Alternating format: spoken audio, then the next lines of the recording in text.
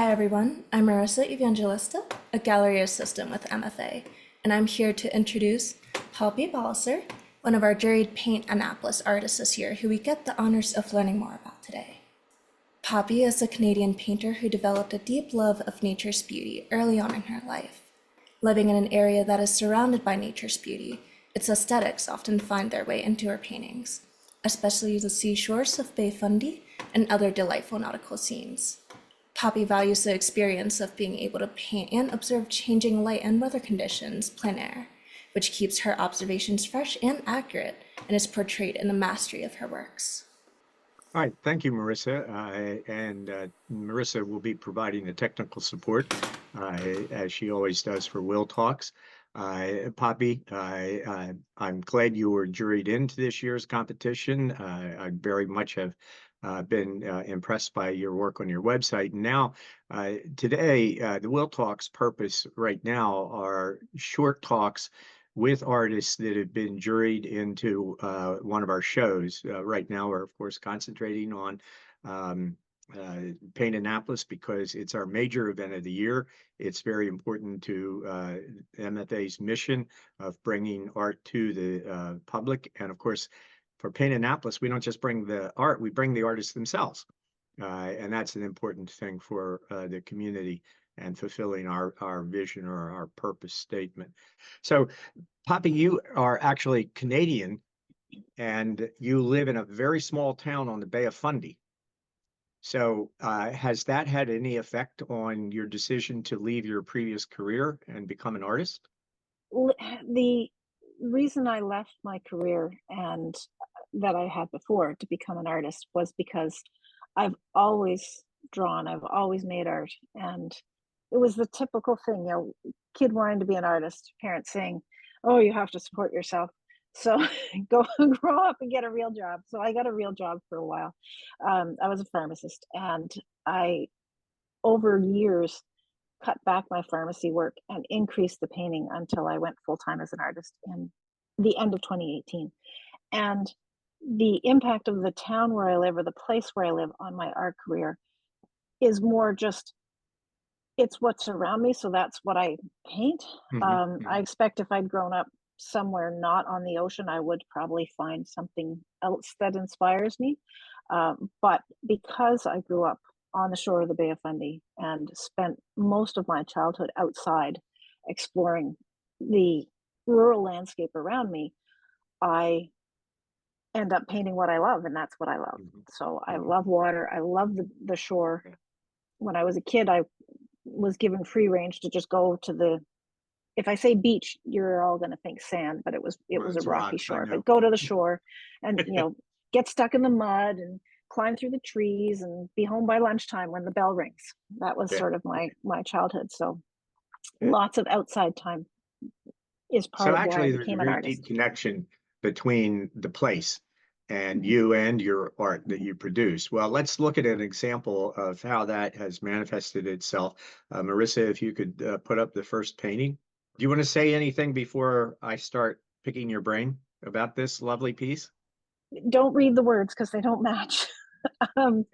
This is a piece that I painted from life on location. I'm going to put on my art historian's cap a little bit more than I might uh, because I'm actually a student of American art, primarily painting from the late 19th to the early 20th century. And as soon as I see a number of your images, Poppy, I think of a very famous American landscapist, Winslow Homer. The way that you've captured the reflections, the light on the surface of the water, the dark green background, the placement, which looks very well done in balancing your composition, the placement of the sails, the mast, and then the vague, soft blue greens off in the distance. I mean, that's Winslow Homer's approach, at least early in his career, to painting a scene like this. And of course, he was a Maine artist who was basically looking at the same landscape as you, just a few hundred miles away. This is not a trick question at all to you because we talked yesterday and I told you I was going to ask you. Are you familiar with Winslow Homer's work? Has it inspired you in any way, particularly in relation to this image as an example? Yes, I am familiar with Winslow Homer's work and have been since sort of early in my painting career. I really enjoy looking at his paintings, both his oils and his watercolors. But his watercolors especially speak to me because I began as a watercolor painter. I paint in oils now too, but watercolor is still the one that's most comfortable for me. And so, one way to learn how to paint is to look and see how other painters have solved problems in creating images. And he was a master, so I've looked a lot at his paintings, and especially how he handles water.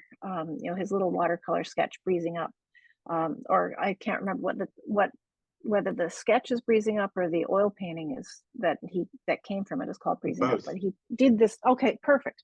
Yeah, it's a beautiful little watercolor sketch of these kids in a boat, and so looking at that, looking at some of his other paintings certainly has inspired my work.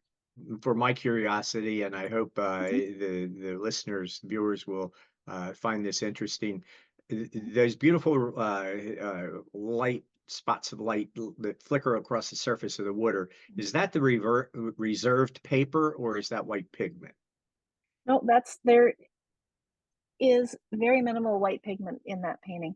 And I should mention the name of the painting, maybe if people are curious. What we're looking at is called Sailing Dinghies on Kingston Creek, and it's a picture of some boats um, at anchor with three little sailing dinghies with their sails up, sort of zipping around the taller sailboats. And the white sparkle on the water is where I dragged a watercolor paintbrush over the rough paper. And so the white bits are all spots where the brush didn't actually touch the paper and the paper stayed white. Yeah, Same yeah. thing for the sails. A couple of the masts I've used white paint at the end to put them in because it's just much more efficient to Yeah. paint the large masses and put a couple details in later. Well, I think Winslow Homer, who was a very taciturn man, would have at least given you some sort of little nod of approval. That's a key element to competing in Mhm. something like Paint Annapolis because you have a limited Mhm. amount of time. Mhm. Is that something you do for expediency, or you just find that's the most effective way to represent what you saw in nature? Yes, it is faster to do it that way, but it also looks better.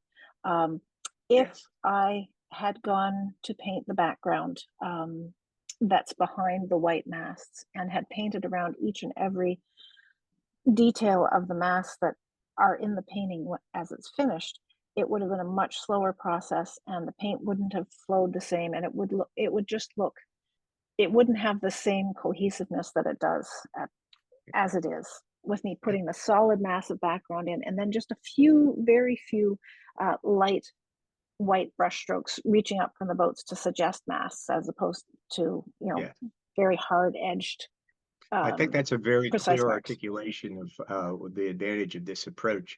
My wife and I bought a very small oil painting from Paint Annapolis last year that was a similar sort of subject, but it was an oil and it's heavily painted. And the water, it became about the painting. The process of painting, the media that the artist was using, as much as about the scene and the atmosphere. And both are wonderful ways to approach it. But this is a very it's so inviting without being overwhelming. I mean, it's like being there at the edge of the water almost. Poppy, is this something nearby Digby that sort of is part of the same experience of exploring your home? It's about an hour and a half from here. It's further up the Bay of Fundy. um, it's a place called Baxter's Harbor, and it's a painting of. I'm assuming because we're audio, I'm going to describe these so people know what we're talking about just a little bit. Yeah, It's a painting of some waterfalls over a cliff coming down onto a shore with a boat in the foreground. And this place is called Baxter's Harbor. And when the tide comes in, the water actually comes up to the base of the waterfall. So it's a really neat place. I've only painted there the once. I just found it last year. I'd heard about it, but hmm, never got there to paint. So I'm looking forward to going back and experimenting more with sort of what I can do with the really rich visual material that's there. Was the boat actually there? It was, Yeah. yes, yeah, It's such a and Homer-esque motif. It well, appears over and over yeah, again, particularly in his mhm, watercolors around Gloucester, mhm, Massachusetts. But yeah, it's beautiful light-filled image, and I want to contrast that to one of the others that's coming up or play off it. So, Poppy, I never would have if I only looked at the things that were on your homepage or your first page of your paintings on your website, and then the ones that we've already looked at. I never would have thought that you would paint like this. So tell us a little about it. sure. What we're looking at is a building in Apalachicola, Florida. I was there in March for the Forgotten Coast on Plein Air, which is another plein air event that really makes as its sort of priority connecting the people in the community with art and artists and supporting the arts in the community. So it's an event that I love going to. So this year, when we got there, the azaleas were in bloom, and they weren't in bloom last year. So I really wanted to, do at least one painting of these. The whole town is filled with these pink azaleas growing around people's houses. So Mm. I found this one modest little cottage house. It's not much bigger, it sort of stops behind the tree on the right there. Uh, and what I loved about it was just the way the light was filtering through the trees around the house, filtering over the roof, and the shaded porch made a nice backdrop for the pink flowers. Yeah. Well, again, it's just a coincidence that I had actually years ago driven through Digby, and so I know your home environment. But I went to graduate school for 2 years in Florida, and my wife and I used to go down to Apalachicola. And this is just a typical Southern home with the flowers, with the palms, with the sun on the roof and the shadow of the trees. And it's just, this is to me, a really wonderful evocation of that particular place, which I do know fairly well. So great.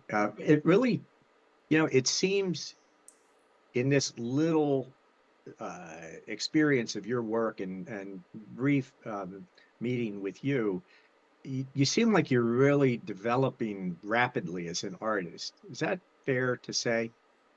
Oh boy, that's an interesting question. I can see that I'm getting better one year to the next, Yeah. but that's only when I go back and look. Yeah. Each painting brings a new frustration. It's like, oh, Yeah. I wish I'd thought to do this at the beginning of this one, or So it's a Oh, tough I'm a question for photographer. artists I to know answer. exactly what you mean. I go back and look at an old photograph and say, Yeah, well, why didn't I do this or that? yeah, And now yeah. I can, and a photographer can Hmm. do that. Now I'm going to continue to be the art historian. But first, grounding us literally. Is this a winter scene This is, from yeah, Nova Scotia? it is. I painted this actually Super Bowl Sunday before before we watched the Super Bowl. Um, Oh, okay. this is the view up above where I live. Uh, Basically, that's Digby in the distance. That sort of little yeah. patch of blue water on the upper right is the Annapolis Basin, which empties into the Bay of Fundy, and the town of Digby is in the upper left, sort of or upper middle part. And my house would be deep in the valley, down below the trees in the midground. Yeah, I painted the snow was melting and the grass was peeking through, and yeah, it was a Well, beautiful day to be outside. here's it's another art historical question, but it relates to what my comment about your work evolving. This is to me much bolder in the way that you've applied the pigment, and it's a kind of subject that offers a different challenge um, than the seascapes, the other things that we've looked at. And it makes me think of a group of artists that were active around in the Philadelphia area and painted a lot of winter scenes. There was another group of American artists that painted in New England and painted vigorously like this, although in oils. And then I think one or two of the members of the Seven, isn't that it? The Hmm. great Canadian painters The group of painted seven, in this yeah. kind of more vigorous way, where the individual brushstrokes could have more presence. Hmm. You Hmm. must be familiar with all of them. I'm definitely familiar with the group of 7, yes. I'm not sure which group of Philadelphia painters you're Yeah, talking no, about, but nobody who mhm, was not a specialist or a okay. collector, would know Mhm, that. yeah, They're not very okay. popular anymore. They were Mhm, basically impressionists, and they painted okay. snow because of the surface, and they could swing paint all around. Mhm. I So, I have mean, spent quite a bit of time studying the work of, Hibbert, Aldro Hibbert, oh, fantastic winter painter from, yes, New England. I don't know if it was Maine or Vermont, I can't remember which, but yeah, his I I can't look at any his snow longer paintings either. a lot. Yeah, yeah. Okay, the next painting is one of the ones that I think is the most compelling of the ones that you selected to Mhm, send us. Seascapes with pounding waves mhm, against rocks. I think get almost any viewer who isn't an elitist or committed to some more radical approach to painting or something like that. It's got to grab you. It's one of those subjects that has almost a universal appeal, I think. But here's what I noticed.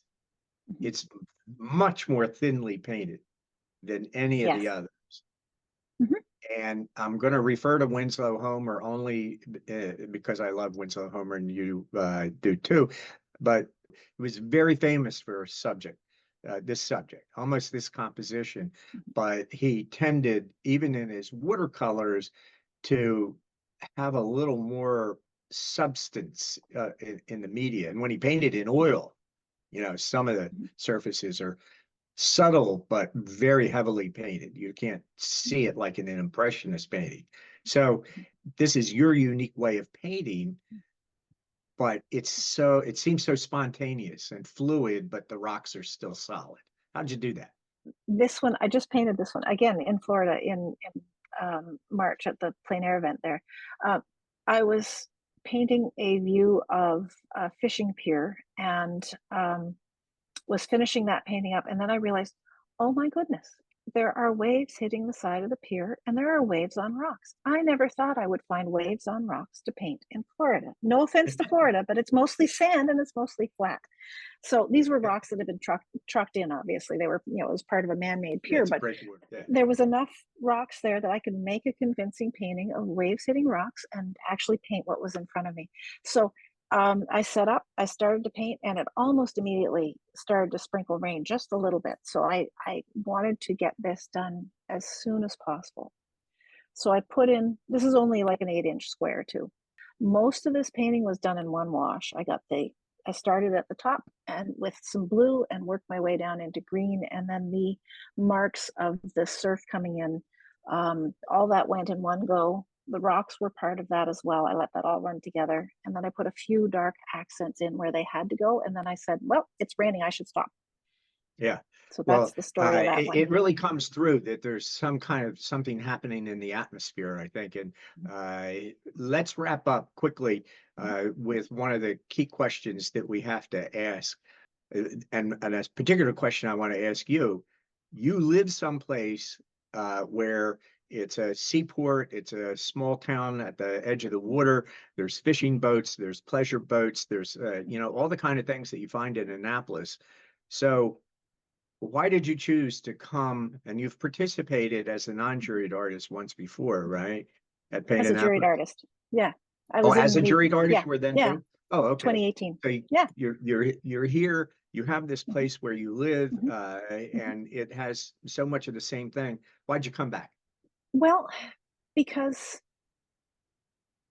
it's the same thing, but it's not the same. It's different boats, different water, different light, um, considerably warmer in Annapolis in June than it is in Digby. um, but yeah, it's a chance to explore another part of the coast, and how can I stay away from a place that's the sailing capital of America when I Yeah, paint boats, right? yeah, yeah. Yeah. Well, thanks for submitting your work again, and thanks for coming back again. And I hope people will see your work and be interested in your work. But I think what you told me is that you're going to really paint Annapolis. You're from someplace else, but you have a lot of, literally a lot of tools in your paint box. And I'm sure we're going to see some new, fresh views, if you will, of Annapolis. So, and I look forward to meeting you personally during the competition. So thanks for sharing your time with us and your talent. And we look forward to seeing you in Annapolis painting away. Yeah, I look forward to being there. Thank you. Paint Annapolis begins June 2nd and ends June 9th. And we will start it off with dueling brushes. Yeah, yeah. Well, I hope everybody who sees this will come by and enjoy the artists and maybe leave with something to take home.